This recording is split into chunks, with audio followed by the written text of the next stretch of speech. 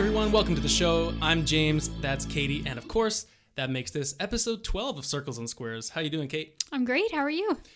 I'm so stressed right now. For those, I've talked about the Stars last time, the Dallas Stars, when we recorded last. They were just in the start of the playoffs. They're now like 2 more weeks into it, and we're actually recording this segment in the middle of an intermission and overtime. So my nerves are completely shot, and I think my face is like the color of ketchup right now. Yes. So like, it's a good thing this is just an audio show right now. Yeah, I wouldn't want to. Oh my God, I'm just like, my heart's pumping. Anyway, let's stop the hockey for a sec. We got some games to talk about today, obviously, because we are a PlayStation podcast. So we're gonna start the show off. Sorry, see, I got hockey on the mind. Just bear with us, guys. Yeah, the show will start. We're gonna talk obviously about the games we're playing at the moment, and then we're going to move into some news for the second segment.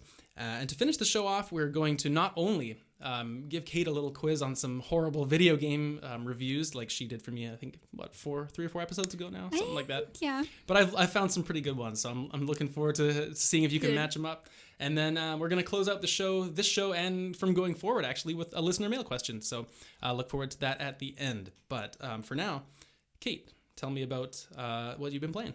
Okay, I want to start with giving you guys a quick update of my God of War progress.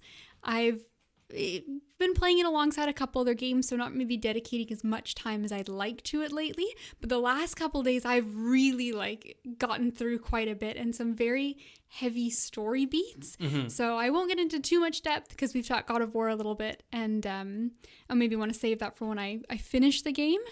But it's been very emotional. It's been on my mind the last couple days, and even playing some this morning. Yeah, me too, actually, because you were texting me last night, and you got to, for those that have played it, a very significant portion of the game, which is very cool to see, and I'm really happy you got there finally. Yeah, so we'll keep it non-spoiler, but for people who might kind of have an inkling of what I've gotten at, I would say it feels about maybe mid-game, but I would say it's the part where the tone and the stakes have really been raised. It got a little bit darker in a couple ways, and it also had a lot of nice nods to the original series, which any returning fan is probably that was a moment that stood out very much to you as well. So it felt really nostalgic, but still, is its own updated version, and I'm loving the game. We got some new stuff that deals with the gameplay a little bit more in terms of combat and puzzle solving, which is really cool. Real vague now. We're getting real vague, but you guys know. I love it. Maybe we'll do a spoiler talk about this at one point. We'll have to do a spoiler, actually. May very well be our first spoiler cast, I think potentially so. When you beat God of War. Yeah, I think so. Maybe a couple episodes from now. But I will say the one thing I wanted to point out is I love Atreus' character. I've had a lot of... Atreus has been very much so far the whole way through the one that has been a little bit stayed the same, and it's been Kratos that has been sort of slowly and with many pushes kind of growing a little bit and kind of getting a little bit softer, and their dynamic between the two of them is really the heart of the game. Yeah, but very much. The last couple big story beats that have happened, Atreus has really made some large character changes, and it's really interesting to see where that's going, because I wasn't expecting him to change so much. I was expecting more of Kratos to kind of come to Atreus's level and to meet him halfway. Yeah, right. It's like a character change in the flip way you were expecting it. Yeah, so Atreus is having a little bit more going on with him personally, and it's really interesting. So I'm actually going away this weekend, and I'm very much looking forward to my trip. But there's a small part in the back of my mind that's you could have just played God of War all weekend, you fool. You could have just been traveling the realms and exactly. So I'm on my way to Jotunheim, which is one of the places I've been most excited to visit all game as well. So you're in for a treat. Keep you updated, but it's only up from here, I'll tell you that. I'm absolutely loving it. So that's been on my mind. The other big game I've been playing recently is Resident Evil 7. Right, that's Biohazard. Biohazard, right? Yeah. It's the one that's set in, I think it's Florida or one of those places in the States, where you have that iconic, horrible, creepy family that you sort of get involved with. It takes place in that house, right? It's very much contained in a smaller location. From what I know. It's very contained in a house and another house on the same property, and kind of an old small American town with like some like weird hillbilly like, and obviously they're fucked up in a lot more ways than that. And like really, I'm just at the point where it's kind of starting to broaden, and I think some of the typical Resident Evil things are going to come into it, like a larger umbrella corporation and, you know, like the serums that are always involved. So which other Resident Evils have you played? Sorry. This is actually my first one, which makes it interesting. And it's really neat to look at it because I've played some other horror games that take very clear inspiration from Resident Evil, and it's really funny to actually look like, oh yeah, that's this game, oh yeah, that's this game. It's actually all from Resident Evil. Right, yeah. And like the franchise just has such a massive impact on the horror genre. So it feels kind of familiar, but it's from playing all the other games that have sort of copycatted from it a little bit. Right, that's an interesting way to like kind of have a lens to look at the game through. Yeah, but it's neat. I would say Resident Evil so far is it is the example for a reason. I think it feels very polished. So I would say my review for this one is 8 out of 10. Just get a new wife. She's not worth it. It's horrifying. But I'm really enjoying it. So I'm playing it with friends who have already played the game. Right. So they're like watching over your shoulder. Yeah, they're basically like making me play. And every now and again, I'm like, guys, who wants a turn? Someone take it.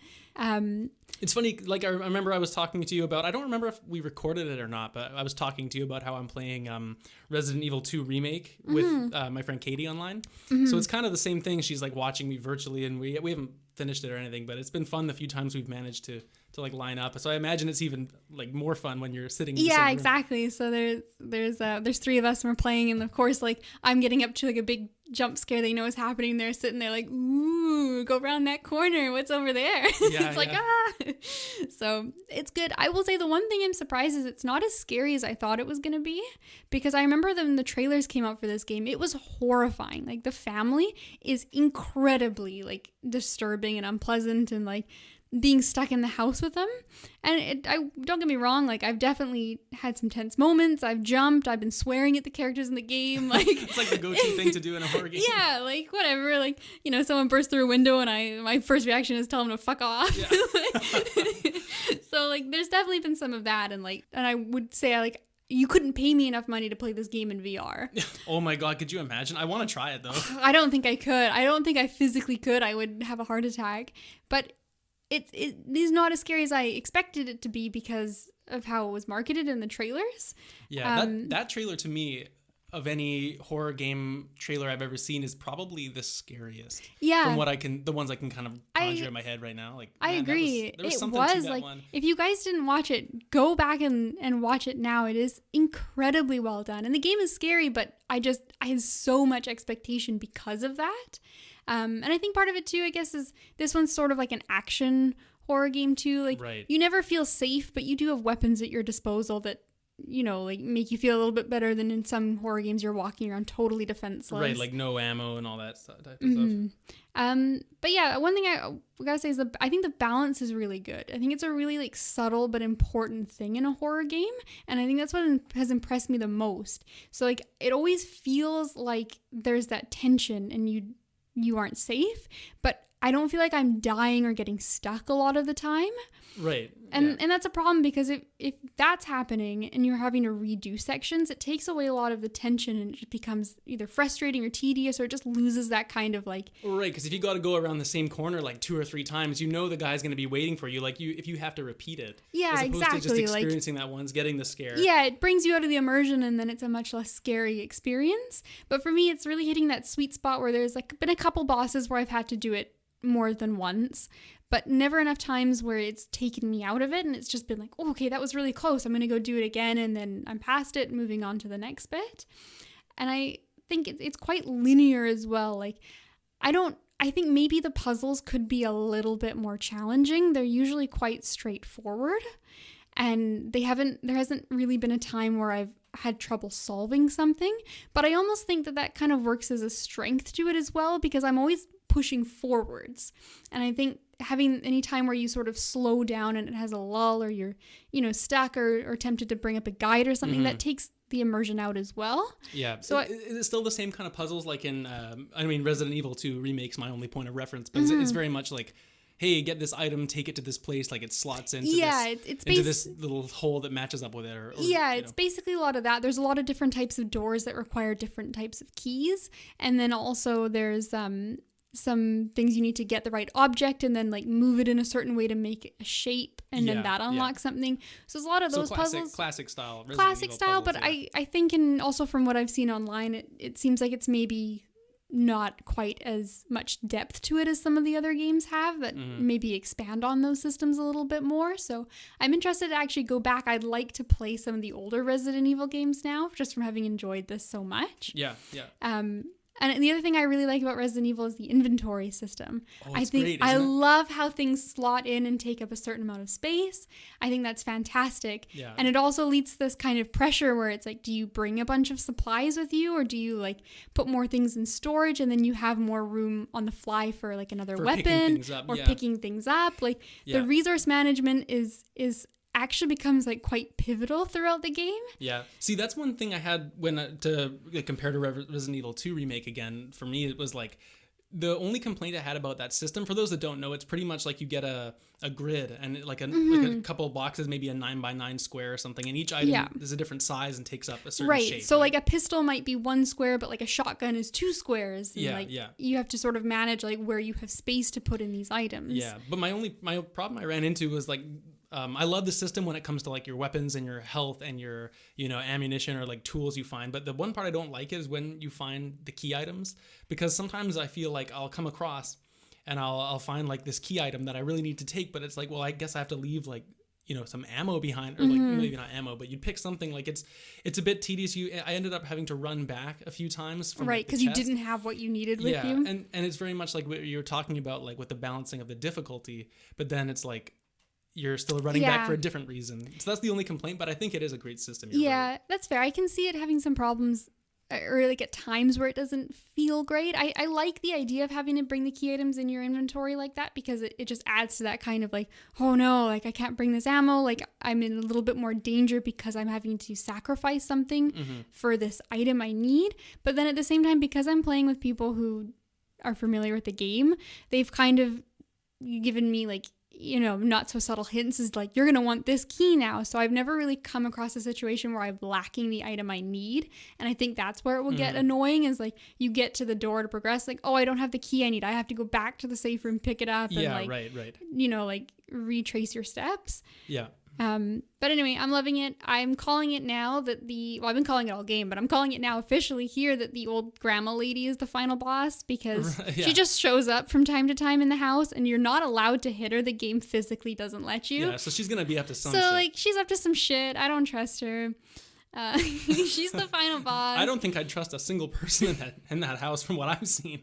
No, absolutely not. But it's fun and it's funny, and I like to be the good sport that is terrified and everyone's having a good time. So That's awesome. I'm enjoying it. Good. All right. Well, everyone, I need to reveal a little secret that sometimes podcasts are not made without breaks in the middle of even segments when there's no intermission. So I would like to tell everyone that after Kate told us about her games there, we took a little pause. The Stars started their overtime period against Colorado, and they fucking did it. They won. I'm so happy right now. I had to calm down for like 10 minutes before coming back, but I'm feeling so good right now. I just want everyone to know that, okay? You can hear it in my voice. But, you can. Let's get back on track, okay? I'll try and contain myself, and we'll talk about some games. You just channel that into telling us about how much you love Ratchet and Clank. I do. Well, you know what? I wouldn't say that I love it. I love the series Ratchet and Clank. Oh dear, maybe they should have lost. You could have channeled that. I could have been a bit more angry. I don't know. So here's the deal, okay? I'm playing right now. I was at a secondhand store like one day, and I found a couple cheap PS3 games, and I want to complete a collection of every Ratchet and Clank game because it's one of my favorite PlayStation series, blah, blah, blah. One of the ones I didn't have was Tools of Destruction, which is the first PlayStation 3 Ratchet and Clank game. And so I've been playing that a little bit, and it's been a few weeks, but I held off talking about it until now, until I've been a bit further. And yeah, it's so love-hate. So you remember the PS2 games pretty well. It's just like a classic character action platformer, but with cool weapons. They remind me, like, they don't always make games like that so much anymore. But there Yeah. used to be like so many of those sort of just like fun, bright action adventure. Yeah, like, Mario 64, Sly Cooper. Nintendo's really the only one Yeah, that makes them these days. exactly. And like Ukulele came out. And that's like one of the things I was so excited about when I bought Odyssey when I got my Switch was another game like that. And I had so much fun just playing a game that was like, it's fun and there's nothing else to it. Yeah, exactly. So I'm getting those feelings from this too. But man, some of the early PS3 games are just so frustrating in certain ways. So first of all, I gotta say, like, it's cool to bust the PS3 back out. I haven't played once a year. Maybe I'll go back and play something on there. The DualShock 3 just feels so weird. I gotta say, it's like so light, and the sticks are like so resistance free. They are, and they like rotate in like weird ways. Yeah, they feel like imprecise. Whatever. Anyway, playing the game. So Tools of Destruction, of course, the first Ratchet and Clank game on the PS3, which means what? We're going to have 6-axis gyro controls included in the game. No. So this is no like Nathan Drake Uncharted throwing grenades and aiming them with the tilt controls, because that's just ridiculous. But in this game, there's just so much of that stuff, first of all, jammed in here. Like, Right, and it's not optional. and it's not optional. You have to do it. So there's like this power Clank gets where you can cut through like walls of rock and whatever. And it's basically like doing a connect the dots. But of course you have to aim the laser by using the 6-axis tilt. So you're like kind of, oh God, like I missed, got to circle around. Like it's just a bit of a bitch, right? There's this one weapon, a tornado gun. It's actually really strong and like really cheap if you can steer it correctly, but you basically launch a tornado out in front of you and you can steer it around with the tilt controls. You have to hack doors, and there's a little marble game. Like you have to almost go through a maze with a marble. Like it's just a lot of this unfortunate inclusion of tilt controls just because it's not fun. Like it'd be more fun to just solve a better puzzle with a regular controller, you know?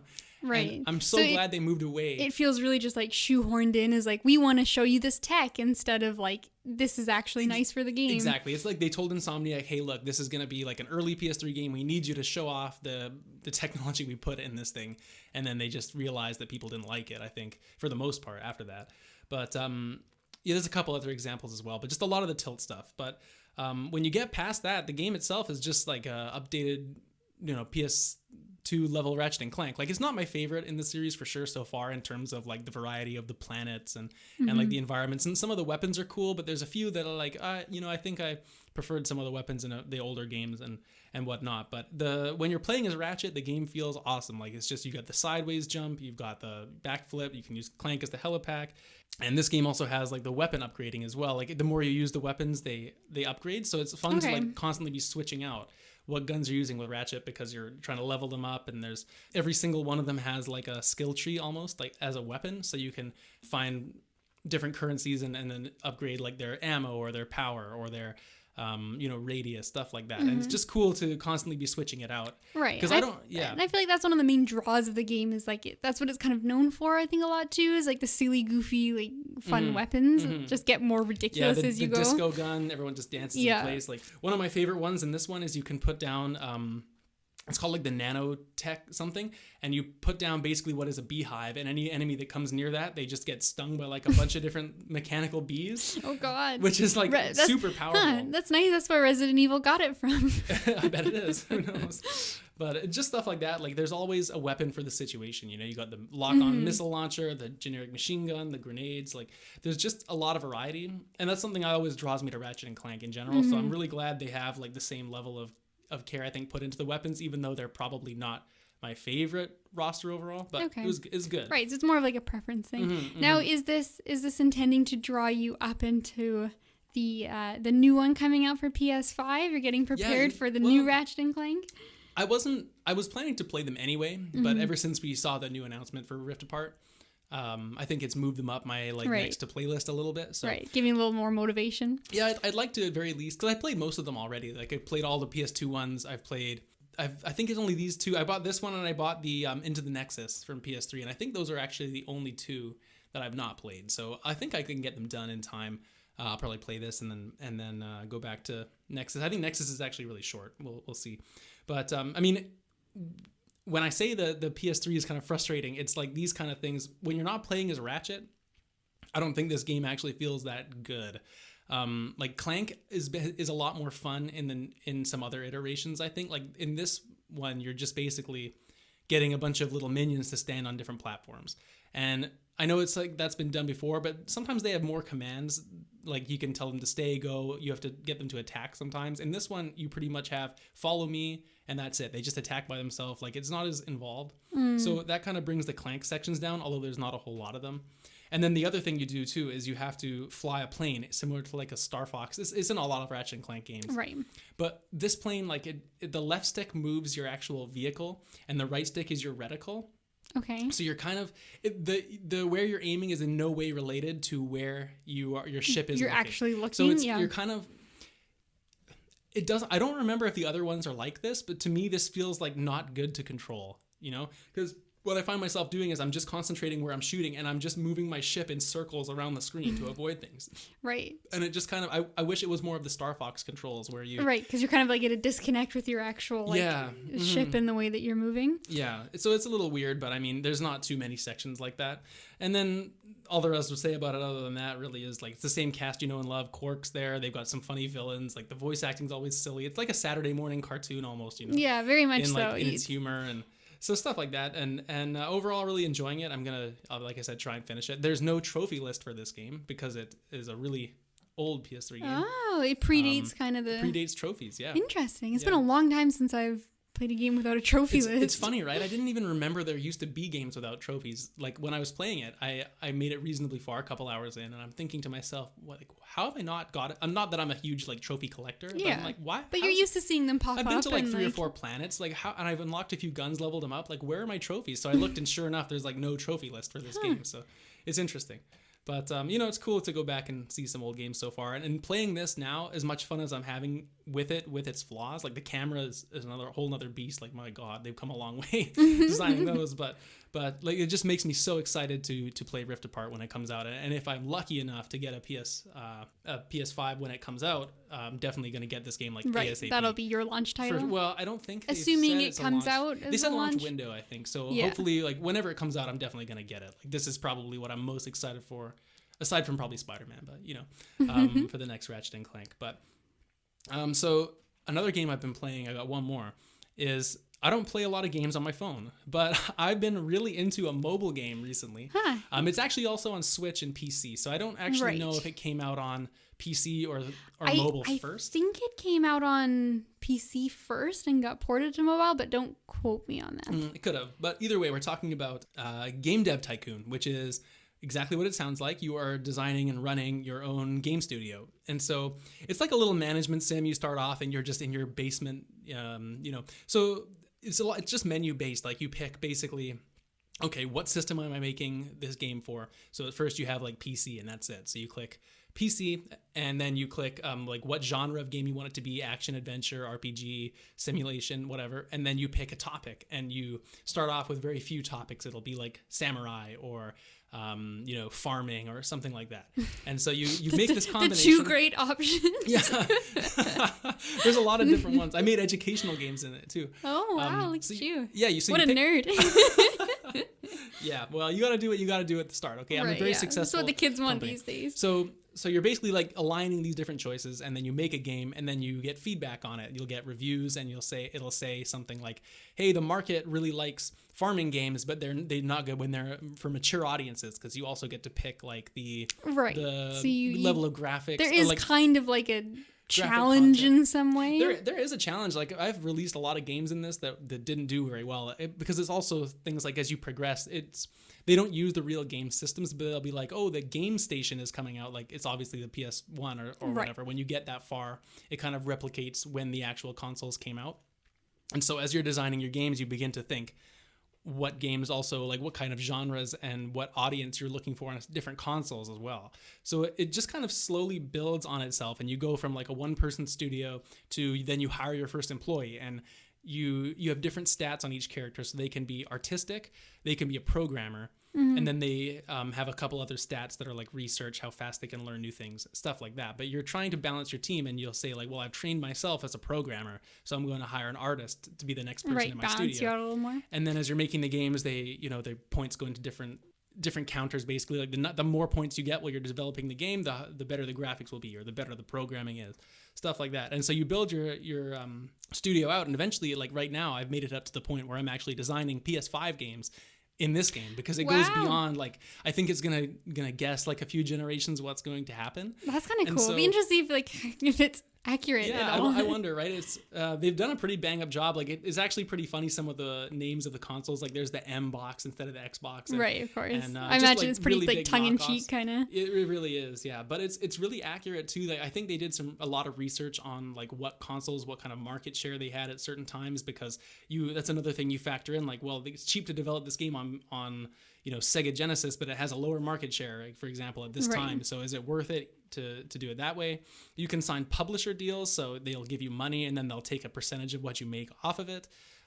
There's anything you can think of. It's actually very detailed, and I'm really surprised that it's kept me going. Sounds like this there's long. a lot of depth to it. And is it comfortable to play on your phone? Like, it's awesome. It's awesome on the phone. Yeah, it's just touch kind of menus. I mean, really basic, but they're really effective. Right. I think that's the kind of thing that translates best to mobile. So yeah, that sounds comfortable. The best thing about having it on my phone as well is that it's a really addictive game, in the sense that, if you play like a Stardew Valley or like Persona, and you're like, well, I just want to play one more day. Like, if I play the next day, then I'm going to get to harvest my crops, or like enter this palace or something. Definitely. So this game is very much like that too. Like, I'll be like, well, I'm saving up 50 million to purchase, train my guy in a certain way to give him these stats. But so if I release one more game, I'll probably have enough money to do that. So let me just release one more game. It only takes probably 5 minutes to like make a whole game from front to back, and you choose like who's doing the graphics, which employee's doing the coding, stuff like that.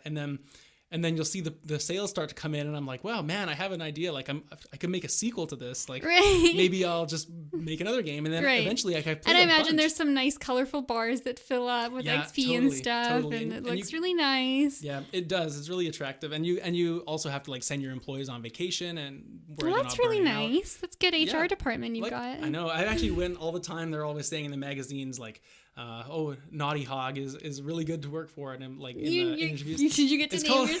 Yeah. So I named my studio Naughty Hog. For those that don't know, I have a pet hedgehog who is like, my whole heart. Aww. And so I named it Naughty Hog. Haha. Very funny. I've had some fun naming my games pretty stupid things as well. Like, but it's just funny to see like games with such stupid names like coming out. And get reviews and stuff like that. But it's that's cool. half the fun of those games. Like, I think like one of the ones that first came out that was similar to that was like the same kind of thing, but it was like being a YouTuber, and you'd have to like name your videos and stuff, and it was kind of emulating that, I think, in the same kind of style that this game is. And those kind of games get very popular. Yeah, as to like watch people play because like you can make them silly in a way. And if they're designed well, right? And so the last thing I'll say is I actually was just playing yesterday, and I got to the point where I can do my own research now. So I can actually start developing my own game consoles and like researching into that, and like get my own websites and kind of expand as if you were a real company. And so it's a funny little game. I don't exactly know what inspired me to play it, but I just kind of picked it up one day. I think I was bored at work, had 20 minutes to kill. And I'm surprised. I'd really recommend this actually if you're looking for like a nice time waster kind of game on your phone that's more than just like, some stupid endless running thing or like, something full of ads and all that. Like, right. And was it a free game or did you pay? No, I had a bit of, I was given like an Apple Play or Google Play gift card a little while ago and had a bit left over. So I just, whatever, I'll buy a game, right? So, right. Okay. That makes sense. Because I feel like that's kind of the best way to game on mobile. I think like playing with ads and stuff is just not worth it. Like if it's a game you're interested in, spend the $2 and just. Yeah. Well, I did that with To the Moon. Like I bought that last year and Monument Valley. Like I buy here and there just a few odd things, but honestly, like this is probably the last phone game I'll play for another year. Well, once the PS5 comes out, I hope that's what you prioritize. If I don't, there's something wrong. Anyway, that is what we've been playing. So let's take a short break, Kate. How do you feel? And then we will come back with the news.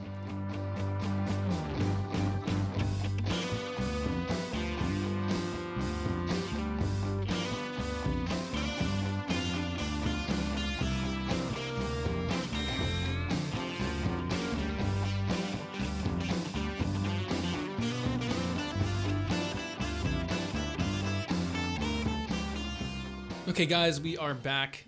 Let's get into the news, Kate. And before we get into any actual stories, we have to talk about the PS Plus games for the month of September.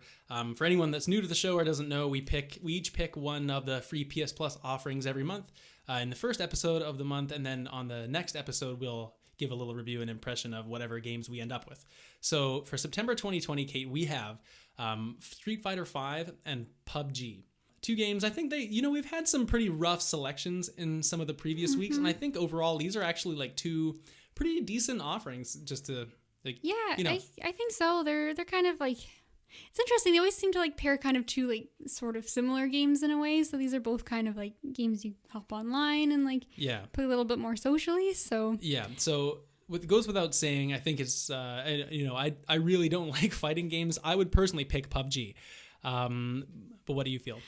I'm pretty neutral towards it. I'm happy to pick up Street Fighter. I think Street Fighter is a game I have played a bit of. I had an ex who was kind of like into fighting games, and so I did pick up a little bit of games here and there just to play, and then... So you know more about it than I know me anyway. a little more about it. I also actually enjoy watching Street Fighter like tournaments as well. Like, it's one of the games where like I don't play so much, but it makes for like a nice spectator sport. So I've enjoyed kind of watching some like Evo tournaments, and they have some bigger tournaments throughout the year as well. So I'll play a little bit. I had a couple characters. I played a little Minot. I played a little Ken. Not well. Oh, I know Ken. Minot, I have no idea who that is. She's great actually. She was the first character I picked up. She's really, really difficult. But her whole thing is she's like some Egyptian like cat girl, and she has this like, she's kind of like a zoner. She's got this like crystal ball that she sort of throws out, and it can like... You know what? I watched you play as her one time. I do remember that. Yeah. So she's really cool. So she had this thing, and I went online. I practiced in training mode. I was like, I'm going to win an online match. Because she does this thing at the end of the match where when she wins, she like does this like weird little like wiggly dance. And I was determined. I was like, hey, I'm going to win a match online. And then like... Oh man, that's cocky, do the though. wiggle. And Did you win? It was rough. I finally won one against some person who had like a horrible connection, and it wasn't fair and awful, but I sure as hell stood up and did the dance. Damn right. Hey, that's good though, because I feel like if you take Street Fighter, it's good because I played like Fortnite and I played Apex Legends and enough to have a kind of a opinion on it. Warzone as well. So I'd like to try out PUBG because it's like one of the original kind of battle royales that have been popular the last few years. So yeah, exactly. I think it's great. I played a little bit of Apex Legends. I played some Tetris 99, so I would say I'm familiar with battle royales. Wow. Tetris 99 is like one of the best ones. I low-key think it is. Well, I mean, Fall Guys is the one now. True. Tetris 99 was definitely my favorite. Well, there you go. We'll report back next episode on these games, and let's move along. Perfect. So the one story we've got for this week, and it's kind of big news, I guess. But you may have already received an email to register to be contacted for the pre-order for PS5. So yeah, I think it was last Thursday, right? In the end of August, last Thursday in August. So it's the end of August. It's sort of weird. It's like fake exclusivity. So some PlayStation owners, and I don't know if it's through your PS Plus subscription or like how they chose people, because it seems like some PlayStation owners got emailed and some did not. Yeah, they said on the FAQ on their website like they've been chosen based on factors or something. Like they use like very vague terminology. Like how would you... Something strangely vague, right? But anyway, you got an email, just takes you to the PlayStation website to sign up basically to get notified when the pre-orders go live. It's like a pre-order basically. Yeah, it's like, would you like to pre-order this pre-order? So I don't think it like forces you to buy it. You're not actually like paying anything or signing up, but it's just to get notified when the pre-orders start so you can immediately go on. Because they've mentioned that it's going to be limited quality, or sorry, not limited quality. I hope it's not limited quality. Limited quantity. Yeah, hopefully the quality's there. But yeah, so the thing is, though, like, even if you didn't get the email, you can go onto the PlayStation website and sign up still. Well, that's the funny part, right? Because I got this email and I was like, whoa, what the hell is this? First of all, I saw the headline and I was like, holy shit, can I pre-order a PS5? Yeah. Open it up and it's like, well, you can be notified when you can pre-order one. So, okay, thanks. Yeah. I signed up for it. And then I think I shot you the link, actually. And you didn't get the email, but you were still able to sign up. It was super weird. I didn't get the email. I got it actually later, like a couple days later, which was really weird. So I don't know if I just like maybe missed it and it went to like a spam folder and I found it later, or if like... That's really weird. It was really weird, but like it just showed up randomly. But you just go on and it just takes your PlayStation ID, which is also strange. Well, you mean you have your email associated with the PlayStation I guess ID. so. Just whatever. So you sign that up and then, I don't know, nothing's happened yet. But like, it's just this like ticking time bomb that one day all of a sudden we're going to get that email and be like, shit, it's go time. It's got to happen It's soon, gonna, right? You're going to have like just entered a meeting at work and like your wife's having your first child and like, nope, it's time. I have to go pre-order It's like when this. I ordered the Metallica tickets. Exactly. Gotta get on the website before it sells out. So if you had to pick right now, when do you think we'll be getting just to put you on the spot, when do you think they're gonna say you can pre-order it, and how much notice do you think they're gonna give us, right? I don't know. Like I really hope it isn't just like drop live go, but at the same time, like that might be better than giving a specific time so that there's a bit more of like staggering of people. But then at the same time, like it's gonna suck if you like it's go time and you don't look at your phone, you look an hour later and they're all gone. Yeah, so like I would imagine it's gonna be at least like 24-hour notice. Yeah, you got to give people time to actually, because if they're not gonna let you be ready for this pre-order phase, why would they send you this thing to get ready for it? You know, yeah, it's kind of weird. Exactly. So I guess it'll probably be like a 24-hour thing. Like tomorrow at 8 a.m. Yeah, it goes live. Like good luck. May the odds be in your favor. So yeah, thank you very much. I will hopefully I just hope I'm free, like, and nothing's going on whenever it is. It's gonna be a stressful day, I think. But I'm hoping it's more of like a precaution thing where like it's just to like, just in case it runs out and they're not like expecting they will. Oh, I don't know. But I don't know. Like it might. It's hard to say because they always try to see like, oh, I hope we have enough stock. Like they try and create that scarcity, I think. Yeah. And I mean, I just hope there's enough. But there's something tangible about it that really feels like not everyone is going to get a copy or like get a console, even if they go on that first day. So I guess just watch it like a hawk. You got to think within the next couple weeks it'll be time. I think it'll be within the next couple weeks. I think they'll want to I think the physical release will be like, I don't think they'll want to do it any later than November. I think they've already said, well, I don't know if they've actually said November. I know Xbox did. Yeah. But I mean, you got to imagine they'll want to line up with Call of Duty or Cyberpunk or yeah, exactly. something. They'll want to be competitive with that too. And then I also think like you want to kind of have a first wave before like a second Christmas wave. So I think they're pushing for that, but who knows what kind of delays or like complications might come in. But like, getting that email was like, it's real, it's go time. Like, oh shit, if I don't get one. Jeez, good luck to everyone out there listening getting a PS5. Don't take my copy, but good luck. As long as we have one each, then go ahead. That's right. There you go. Well, Kate, we have no more news, I guess, to talk about, but there was Gamescom Opening Night Live specifically, which happened last week. I think it was on Thursday also. It was last Thursday, yeah, and then it kind of extended throughout the weekend as well. Yeah, so how much did you watch? Because I think you watched a bit more than me. Like, I watched Opening Night Live, that 2-hour presentation. It wasn't a bad presentation, but I think that it's just been so tough to judge exactly where your expectations should be for each of these summer events. And I was maybe expecting a little bit more from this. Yeah. But I don't know. What are your thoughts? I think this one has been the one event so far that I think I'm disappointed with.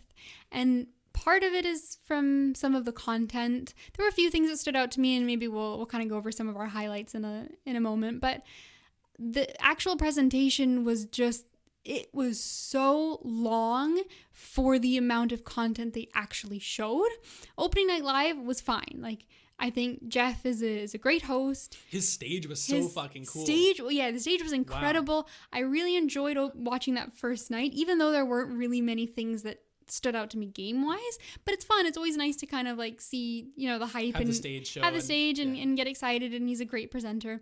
But every other day after that, I watched 2 more days. So I watched 3 days total. Would they have like an indie day, right? And then one was an indie day. That was day 3. But oh my God, it's hosted by IGN. So this was part of my expectations. I thought Jeff was hosting the whole thing, but he had the first day Opening Night Live, and then the rest is IGN. And they just drag it out. There's maybe like 2 hours of actual content that's worth watching, and it's put in a 10-hour video. So like, I watched on YouTube and I didn't want to miss much, but I was constantly like skipping forward and like going over, and like half the show is IGN commercials for IGN, the same IGN shit, like the 2 shows that they have. Right, yeah. And it was like, you could have cut half of the runtime off of it just from taking off their commercials for themselves. And like then they have the personalities that have to talk about every single game, and they have these like I don't know, maybe it's just not for me. Like I think it would be different maybe if you had it like kind of running in the background all day while you were working or doing something else. But I kind of like sort of was like intentionally like sat down and watched it. You wanted to sit down and see some stuff, right? And like I felt like I was like scrolling through and looking for the timestamps I wanted more than I was actually watching, and it just got fatiguing. Yeah, no, I get so. Yeah. I don't know, the IGN personalities, they just don't really do it for me. It's not my kind of humor, and I watched hours and hours of it and like came away with like, there's like 3 games that look real good. That's too bad. I mean, I like I said, I don't think Opening Night Live was bad, but I think it definitely could have been condensed and cut down and whatnot. So it kind of put me off from watching the rest of the weekend. Like I figured I would just get updates as they come in. Yeah. And I guess judging by what you're saying, I'm pretty glad I didn't. I think that's definitely to watch it, but I don't know if it was some kind of like stubborn commitment. Like I like Macbeth my way halfway through the river, and I was like, I might as well just keep doing this for the next half of it. Yeah. So let's get into what we liked from the presentation. I think the biggest thing as far as this show is concerned is obviously the Ratchet and Clank Rift Apart gameplay demo, which was just kind of an extended look from what we'd already seen previously at the PlayStation 5 event reveal. Man, that game looks gorgeous. Yeah, I'm so excited. Absolutely. It was nice just get a little bit extra, right? Yeah, it was definitely some stuff we'd seen before, but there was a bit more gameplay, some more cutscenes, a couple extra little like of the guns shown off. Yeah. Just the way the particles all break, like the boxes shatter, the bolts are flying around. There's just things exploding and guys moving everywhere. Like it looks like the enemies just come in swarms, at least in the area where they were, and it looks like tons of fun. Yeah, it looks fantastic, and the seamlessness of traveling through those rifts, I think, is going to be such a cool thing. You travel through, and then all of a sudden you're flying on the back of some like pterodactyl beast, and you're like traveling through on a totally different planet, and like it just. I'm wondering what it seems like in the moment to moment like gameplay though, because obviously the whole game isn't going to be like flipping here, flipping there, rift here, rift like riding a dragon. Oh, here, fighting these guys. Yeah, like, it's exactly. Gonna have some slow moments. I don't think you'd want it to be that like breakneck speed all the time. No. But it definitely looks like it's got some really cool set pieces that you go through, and I think in that kind of a game, like that sort of, the highlight moments that you want to be happening. Mm-hmm. So yeah, I know we're definitely both excited for that. What anything else that really stood out? There were a couple games. Harkening back to me even being playing Resident Evil, there was actually quite a few horror games announced. I got Little Nightmares 2 on my list. Little Nightmares 2 looks great. Have you played the first one? It's been on my list for a long time. I haven't. I think I own it. I was one of those like Steam sales I bought a long time ago and just haven't played yet. Yeah, I played it last year, and yeah, it's creepy. Very creepy atmosphere. I'm glad it looks like there's co-op in this one coming out. Mm-hmm. And I mean, I'm just excited to probably play it. I'll pick it up probably on sale or something eventually and give it a go, because I really enjoyed the first one, and I think this looks like more of the same. Yeah, I like those kind of like indie sort of like puzzle horror games that looks good. Limbo inside. Limbo, yeah. And there was also quite a few. I was surprised because horror games are like kind of a weird niche. They don't like show up very often in these kind of shows. But there was the Medium, Sound Mind, Dark Fracture, 3 just that I've jotted down. But like horror, like Resident Evil style, like action, like third person horror games. So I don't think any of them necessarily stood out in like a really meaningful way.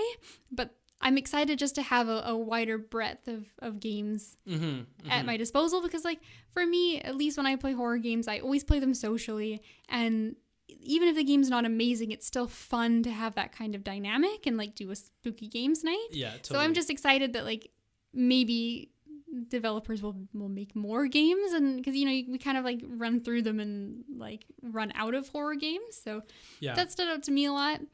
I think the game I'm most excited for is Kiwi. I don't know if you saw that one. No, I didn't see it. Is that the one you sent me the little video of? No, not that one. So Kiwi, it basically looks like an Overcooked style. It's a couch co-op with 2 people, but you're little Kiwi birds and you work at this like mail, like a post station, and you have to like write letters and like put the right contents in the letter and like make sure it goes to the right place. And like it's a 2-player co-op, very like Overcooked, kind of like cheeky, silly, but like there's been a lot of those recently too. There's like the construction one and the moving company one. Yeah, there's a moving one. There's one where you like renovate houses and things. So I love those kind of games. I'm really excited that stood out so much. Yeah, I'm with you there For sure. But yeah, there were a couple more as well. Yeah. There have been a couple games that I've seen in the past and just got a little bit more information on. Mm-hmm. So it's like Solata is a game. It's sort of like it's a D&D inspired kind of like RPG game that I've had my eye on a little bit. That looks good. I have to shout out Morbid. Oh yeah. The 7 Acolytes. So it's a 2D. It's basically Bloodborne, but it's 2D. It's like kind of like Salt and Sanctuary a little bit. Kind of. It's more of like a top-down 2D game, but it's very much like it's like a fast-paced like action, like parries, timing, like all that sort of like all the good stuff, that kind of combat, all the good stuff. And they're like, it's kind of got this horror atmosphere inspired by Lovecraft, and like the first boss they showed off even was like some like big beast who's like removed his own eyes, and like the second one is like some lady who hits you with her placenta, and I'm like, this is just Bloodborne. And I'm sure this isn't just Little Nightmares. The same kind of thing. No, it's like it is basically like someone's like, Bloodborne's my favorite game. I've made this game instead, and I am 100% on board. That's awesome. Yeah, that happened to me too with games you've seen before. Like for me, it was Star Wars Squadrons. We saw a little bit more from that, kind of what the campaign is. I'm not really a big Star Wars fan, but for some reason, I'm just so drawn to trying out Squadrons and getting that teamwork kind of aspect. And it's been so long since I played a game like a flight sim kind of game. I think I had like an Ace Combat game back in the day and whatnot, but it's been so long since one of those has really spoken to me, so I'm excited to just get into like a new genre for a little bit. Right, that'd be cool. Yeah, that game looks like it's pretty neat. I know a lot of people were very excited when we first saw it. Yeah, totally. And then also we'd seen the other one for me that I was really into was 12 Minutes. We'd seen that before, I think, at an Xbox conference last year. But I think so. That game just looks awesome. It does look really interesting. I don't think they necessarily showed anything new, but it was nice to be reminded of that game. Well, the only thing they revealed, I think, in this trailer was that they have who the voice talent is for the game, because it's voiced by James McAvoy, Daisy Ridley, and Willem Dafoe. Wow, that's a big cast. So they have like an amazing stellar, like obviously they're putting a lot of effort and care into this to get those three huge actors. That's huge. Involved, I can't imagine Willem Dafoe is very cheap. No, I don't think any of them are cheap, honestly. but it just, it looks like the kind of thing I'm really into. Maybe some light horror kind of mystery stuff. I'm so into that kind of setting, so I'm excited to see that. And the only other one I had written down that really did anything for me was Little Hope, the next game from Supergiant in the Dark Pictures anthology. Oh, that's right. Yeah, that did get shown up. They showed that. I mean, like, it doesn't really show anything beyond what the characters look like, and you don't really have an idea of the mystery, but I'm really hoping that game kind of turns it around, because we were both kind of lukewarm on the first game, Man of Medan, and not that it was bad, but it just wasn't. We enjoyed it, but we didn't enjoy it as much as Until Dawn, and I think like it didn't necessarily like move the series in a way that we would have liked. And I mean, that was their first one of these series of short games, so maybe they've learned a thing or two about pacing and maybe including the characters more in certain aspects. So I'm really hoping that one turns out well. I just love the concept of the curator who's kind of in the middle telling the story. Like, I really like that kind of narrative. I really hope it sort of like carries on from Man of Medan and like has like connections to the game. I think that'd be really neat to have it kind of like span. Obviously, these are different stories with different characters, but to have it sort of like like come back in and of itself in the end. I'm sure it will. I think that's kind of the I think that's the idea. I think that's why it's an anthology, but I'm definitely Man of Medan hasn't put me off. I'm definitely going to be interested in playing that.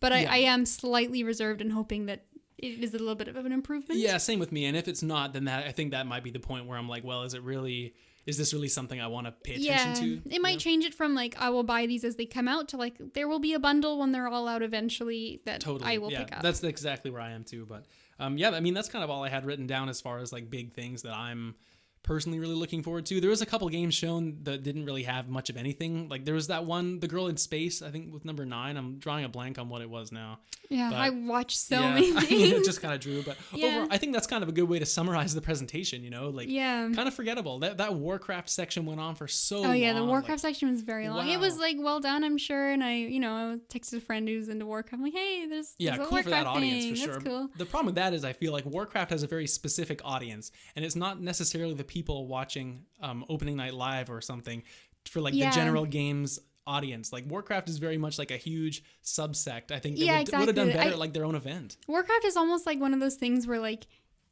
I know a lot of people don't really play other games. They just play Warcraft. Exactly, it's like their thing, but they're not really into gaming in general. Exactly. Yeah. So, kind of like yeah. It's kind of like League Legends. I think we've talked about having Yeah. a similar thing in the past, and like Yeah. whatever. But yeah, overall, I would say I think the part I enjoyed most is actually the indies. There was some like I always like watching indie stuff. You get a lot of like very creative and unique things, like trying to carve out new niches and stuff. So yeah, a lot of interesting art styles come out of there. yeah, too. exactly. So there were a couple games that stood out. There's a game called Skull and a game called Grime that sort of look like they're fun, like action games. And then the other one I've written down here is a game called 2D Top D, which like the name, What the hell? 2D Top D, you 2D Top D. stumble out over that a little bit, but it's a puzzle game and it's really neat. And you switch perspectives between like top down and then like 2D like side to side, and you have to solve puzzles based on that. And at the first half of the trailer was kind of like, okay, it's a cute idea, but like how much depth they gonna get out of this? And then in the second half of the trailer, I'm like, oh shit, like that was really creative. So I think out of everything, I almost like am anticipating those games a little bit more. Like it's not a great time for tons of big AAA games to get announced and released right now. So, but yeah, I think some of the indie stuff was the best. So if you're going to slog through 15 hours, maybe watch day 3. I don't know. There you go. Yeah, fair enough. Well, I think that's going to do us for the news. What do you say? Yeah, I think so. Take a break. I know. I'm just looking forward to getting to this quiz. Yeah, let's take a quick break and we will get to the quiz momentarily.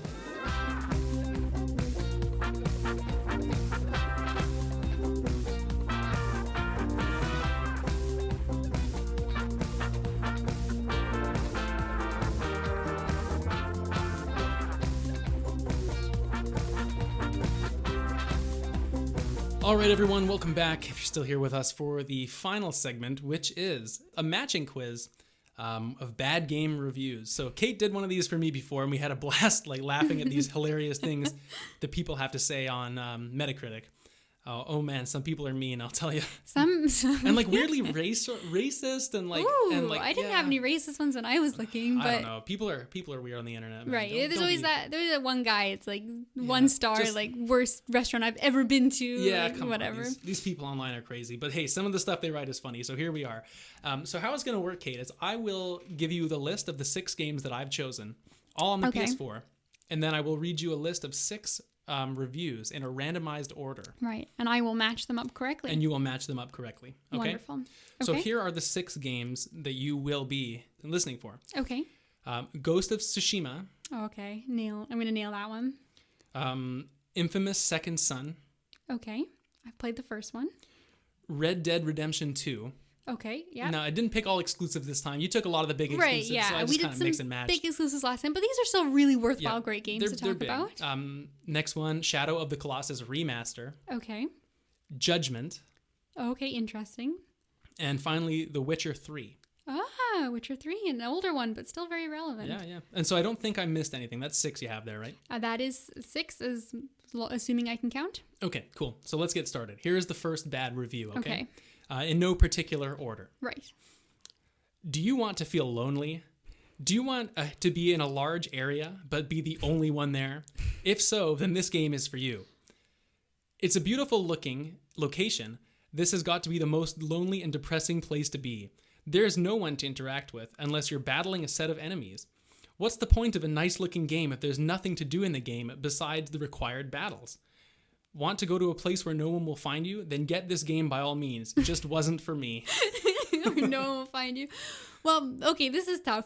My initial thought was it's going to be Shadow of Colossus because it's like kind of a sort of like it's got a lonely atmosphere to it. It's kind of like bleak and sort of like depressing. Mm-hmm. But I don't think the enemies comment matches up with that. So that's either that could be honestly like almost any of the other games. Yeah, I'm really hoping I didn't make this too vague, and because when you're doing it, it's so hard to like I've edited a few words. Yeah, you have to edit a little bit out because otherwise there's like total giveaways. So okay, it's fine. Maybe I'll listen to the next one. I'll simmer on this. Okay, ready? Mm-hmm. Here's the next one. I created my account just to post this. I bought this game Friday and played it for nearly 15 to 20 hours over Saturday and Sunday. Wow. This is similar to that other guy in the last Yeah, quiz. this is a lot to play for something you hate. Towards the middle of the day on Sunday, the new gameness effect wore off, and it finally became apparent to me that this game just isn't very much fun. It's repetitive and tedious. Sure, the graphics are great, but just about everything else sucks. And I mean it sucks. It might have a nice polished shell on the outside with amazing graphics, but on the inside there's a lack of content and it just isn't fun. It feels more like a chore. Oh, interesting. I'm gonna say these are so vague. I'm gonna say I'm leaning towards Red Dead for this one, just because Red Dead can be a little bit tedious. It does take a long time to accomplish anything in that game. So I don't love it, but that's my initial. Okay. Are you keeping track of which one is for which? Keeping track of this, but this is not my final answer. Okay, sounds good.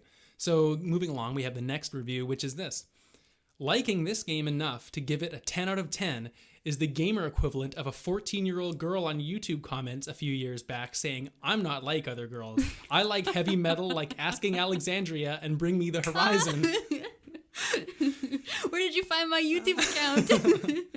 So many people act like this game is so great and think they are different for thinking it's a masterpiece, when in fact they're all parroting the same thing about a game that just isn't good at all. First off, this game isn't very good at, being a game. Who cares if the world is expansive and the story is fine if the gameplay itself is abysmal? It's like having an oven that doesn't heat anything up.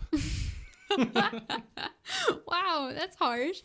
Now I'm thinking that maybe this is Red Dead instead, because there's not as much gameplay in Red Dead as other things, because a lot of it is like camp management and like do these 10 button prompts to stow something on your horse. So, I mean, this seems a little harsh. Okay. The other thing that's weird about this too is like all of these games are really highly acclaimed. Maybe Infamous is and Judgment are kind of smaller in comparison. So I don't think it's either of those two. Well, when I was picking the games, I tried to make sure there was at least one that was somewhat similar to at least one other on the list to try and throw you off a little. I think this one is not Infamous and it's not Judgment because they're not big enough. I think maybe I think it's got to either be Witcher or Red Dead because they're both I think the two biggest games on this list. But I'm leaning a little more towards Red Dead, which is not good because I've already put that for 2. So okay, let's move on. Okay, we'll go ahead with the next one. Unfortunately, navigating this world is abysmal. It's deeply ambiguous as what you can climb. Running from place to place takes a long time, and riding the horse led me to giving the horse a unique name: Cement. I called it Cement because it feels like I'm steering a goat pulling a cement mixer. The camera swings around wildly, making it difficult to steer the horse in a straight line. Gaining and losing speed is arduous, and just about nothing about point A to point B made me think wow. Wow. This review made me think wow. Shit. That one's actually quite eloquent. It is not bad. So there's horses in Ghost, Red Dead, The Witcher, and I think you ride a horse in Shadow of the Colossus. Do you want me to tell you if you do or not? Yeah, do you? You do. You do. Okay, I thought so. So it's not Ghost of Tsushima or Red Dead Redemption because the horse is great. The Witcher and Shadow of the Colossus are slightly older games, so... I like your thought process. So it's got to be one of those two. So I'm going to write down both and hope that this next review is clearly one of them. Okay. The next one's a short one. The mini games are horrible. The graphics do not make me happy. It doesn't have HDR, and the sound part does not have Dolby Atmos. Oh no! This game is very repetitive and annoying. Okay. I think this is going to have to be Judgment. Even though I don't think it deserves this harsh judgment, I think this is the game that has the most mini games. Okay. I think that's what I'm going to say. All right. And the final review is this. Welcome to the horrible looking and boring as fuck world of this character. The graphics are outdated as fuck and the combat is clunky, and this is the most basic game I've played after Assassin's Creed Origins. We all know that was shit, and so is this. Ow. I was looking forward to this title, but it fails. Thank God blank game was a masterpiece. Oh, thank God Blank Game was a masterpiece. Huh, now that's gotta be a clue. But a clue for what? It's okay, there's something. Oh, you know what? Okay, I'm gonna go with this is Infamous. Mm-hmm. Because I haven't put Infamous down for anything yet. And I think the Blank Game was because they put out that, like, it wasn't DLC, but like that extra Yeah, they Infamous had, what was game? it called, First Light. First Light or something. So I think maybe they enjoyed First Light, didn't like this, and also it's maybe the most similar to Assassin's Creed. Okay. Which is maybe why they thought about it. So do you have them all picked out now, or you got to figure it out? I have, I think, 3, 5, and 6 put down. I think number 3 is Red Dead, number 5 is Judgment, and number 6 is Infamous. Okay, you're going in order of which review I read first. Right? I'm going in your review. Yeah, the Okay, my review order, not the Okay. not the game order. Okay, fair enough. So which ones do you need to hear again? I think I need to hear 1 and 2 again. Okay, so are you ready? I'm ready. Okay, here's number 1. I'll do it quick. Mm-hmm. Do you want to feel lonely? Do you want to be in a large area but be the only one there? If so, the game is for you. It's beautiful looking location, and this has got to be one of the most lonely and depressing places to be in. There's no one to interact with unless you're battling a set of enemies. What's the point of a nice looking game when there's nothing to do in this game besides the required battles? Want to go to places where no one will find you? Then get this game by all means. Okay, I think, especially after hearing this, I think this is Ghost of Tsushima. Okay. Ghost of Tsushima is a very big game. They mentioned it's beautiful, and like it doesn't matter how much you want to hate on something, you cannot say that that game is not beautiful. And it doesn't have a lot of NPCs you talk to. Like even when you like find a new town or something, there's like maybe 1 or 2 people that have a little bit of dialogue. Like it's very like not a lot of interaction when you're outside of the story bits. Okay. So I think that makes sense. I think that's Ghost. Okay, so you got to hear the second one now? Yeah, so I think 2 and 4, I have The Witcher and Shadow of the Colossus left, and I need to just slot those in. Okay, so here's 2. Okay. The guy created his account just to post. Right, he did. I bought this game. Dedicated fan. He played all weekend. Bought it on Friday, played maybe 15, 20 hours. Sure. On Sunday, he says the new gameness just wore off. And it became apparent the game just wasn't fun. It was repetitive, tedious. The graphics are great, but just about everything else sucks. And he means sucks. It might have a polished shell on the outside with amazing graphics, but the inside is a lack of content and feels like a chore. Okay, and read me 4. 4 is Four is the horse one, right? Yeah. Unfortunately, navigating the world is abysmal. It's deeply ambiguous as to what you can climb, and running from place to place takes a long time. Okay, Riding the horse made of cement. I've got it. The horse is made of cement, and he said he had to name his horse. But in The Witcher 3, your horse has a name. He didn't say you have to name the horse. He said right. he gave his horse it. a unique name. So I guess maybe he means in the game, or maybe just in person. He named his horse. But in The Witcher, the horse's name is Roach, and that's already a really mean name.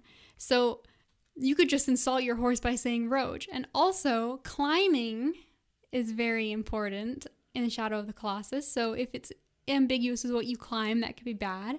So I think that Shadow of the Colossus and Witcher is 2. Okay. So I think my final, if I haven't confused myself, I think number 1 is Ghost. Okay, let's do it this way. I'll read the reviews one more time, and after I read it, you tell me which game you have played. Okay. We'll see there. Keep track of your score, okay? Deal. I think I got like 2 points or something. No. I had 2 rounds though. You were rough on the good reviews, and I think you did well on the poor reviews. Okay. If I remember correctly. Yeah, maybe the other way around. Either way, keep track of your score. We'll see how you do. Next time, I'll try and beat you. Okay. Okay. So game number 1, which is you feel lonely.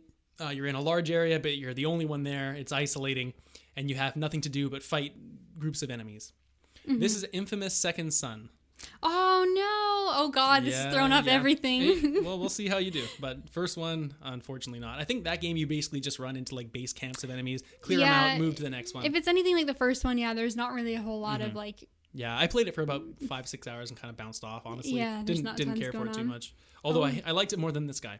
Right. Okay, shit. And I said 2 is The Witcher, right? Number 2, you have The Witcher. This is the guy that just created his account to post. Right. Bought the game for nearly 15, 20 hours.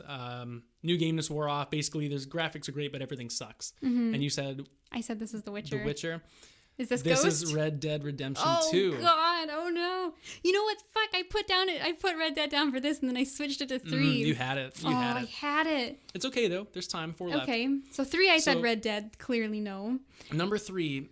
which is the game where everyone wants to give it a 10 out of 10, but a 14-year-old YouTube girl, asking me Alexandria, all that stuff.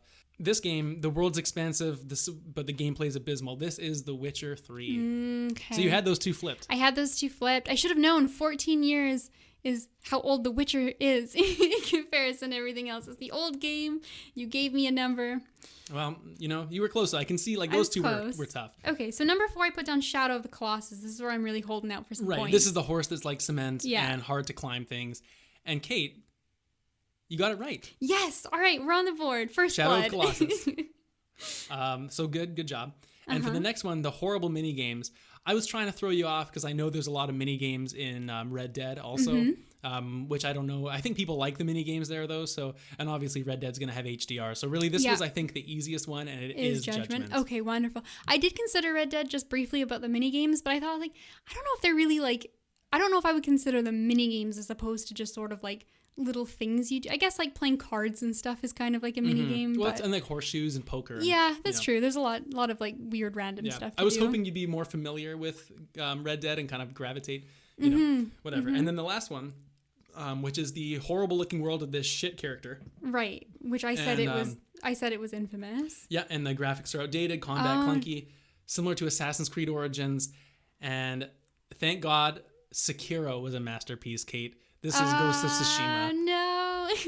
So nice what try. A trap. Nice try. So you get 2 points, I think. Okay. Which 2 out of actually, 6. honestly, I feel like that was a bit hard, maybe. You know what? It's just hard because you could have been any answer for any one of those games pretty much, and you just sort of have to pick a small detail to go off of. Or what's the thing I'm you're really most angry? upset that they've said that about Ghost of Tsushima. I'm personally offended. Yeah. People are gonna hate, but those are all good games. As far as I'm concerned. It's totally fair to have your opinion, and some people are right and some people are wrong. yeah, there you go. Well, since you said some people are right, Kate, and some people are wrong, let's go do some listener mail. For the first time, I think we're going to be making this a tradition. Like I said at the top of the show, do a listener mail at the end of every show. So don't forget, send your questions in, circlesandsquarespod@gmail.com. We're happy to answer everything and anything, so send them in and you'll be on the show one day. Perfect. So today, the lucky person on the show, this listener mail question comes from Ashley, and she has a question for us. She wants to know, what is the video game that you would pick if you had the ability to experience it for the first time again? So I was thinking about this after we read the listener mail, and what would I like to experience again? It's got to be a game, with a good story, in my opinion, because you go through the twists and turns of the narrative. And so I had an honorable mention, which was the original Mass Effect trilogy. Oh, okay. I really liked how the story carried over from game to game, and especially once you completed 2, you're I gotta wait for 3 now. What the hell? What's gonna happen? That anticipation, I'd love to experience it again and go into that trilogy and play it. I will get to play it again at the remaster, but my actual answer for this one is Heavy Rain, which is one of my favorite games of all time, and it has some great twists and turns in the story. You don't know who the killer is for so long, and you're just worried because you can kill your characters if you pick the wrong choice. Yeah, there's permanence in that game. And there's a bunch of bad endings as well where you don't catch the killer. And so playing that through for the first time, knowing those things existed, but you don't know oh man, should I go through the door or do I try to sneak out the window? And just something as simple as that, when you don't know the result, is really nerve-wracking. And just because I love those type of games, I think Heavy Rain is my pick. Oh, that's a great answer. I'm sad I didn't think about Heavy Rain because I might have picked it as well, but I'm glad I didn't because I have a different answer, which makes it more interesting for you guys. But my honorable mention is the Banner Saga series for very much a similar reason as Mass Effect. It's a series where a large part of it is making choices that, characters can die and things drastically change what happens. And it spans over 3 games as well. But I ended up ultimately not picking it because while those choices are exciting to see what happens in the game, and you end up with that water cooler moment of everyone's game is different, and making those choices is really exciting. There's still a lot of replayability because you can go back and play it again with different choices. So I'm not as limited by having beaten the game. True, yeah. So what I ended up picking was the Portal series, and I've put 1 and 2 together as well because you can't just pick one. That's a good pick. But I think they're great because they do also have a fun kind of narrative that sort of like keeps you on your toes a little bit, and like Portal really goes places that you don't expect. Like, it's an old enough game, we can probably talk about it now. Like, breaking out of that facility, I thought the whole game was going to be in that white sterile facility just solving puzzles, and then eventually there's like really creepy undertones and you like kind of break out. It's really cool, and I would love to. You're right, I'd love to relive that. Absolutely. I think like the story in of itself and the jokes are perfect. Like, it was such a unique and exciting experience the whole way through. And then also just the gameplay. Puzzle games don't hold up well to replay because you know the solution to the puzzle. Yeah. So that's a game it has a special place in my heart, and I would love to be able to like revisit it, or like maybe a Portal 3 will come out one day. We can pray. Well, thank you very much for your question, Ashley. And like I said at the top, if you'd like to write in yourself, we're at circlesandsquarespod@gmail.com. You can also get in touch with us on Twitter at CANDSpod. We're always on there updating the show and telling you when the next episode's coming, stuff like that. We're the same name on Instagram as well. All the links will be in the show notes. Kate, great episode. Thanks for joining me again. Great episode, and good job, stars today. Oh man, I'm so happy. I'm gonna go have some beer. I'm gonna celebrate. Thank you everyone for listening and joining in on the show, getting in, listening, coming, supporting us, everything like that. We'll be back again in 2 weeks, and we'll look forward to seeing you then. The intro and outro music for Circles and Squares was produced by friend of the show, Matthew Chan. Interlude music is from Scott Gratton of the Free Music Archive.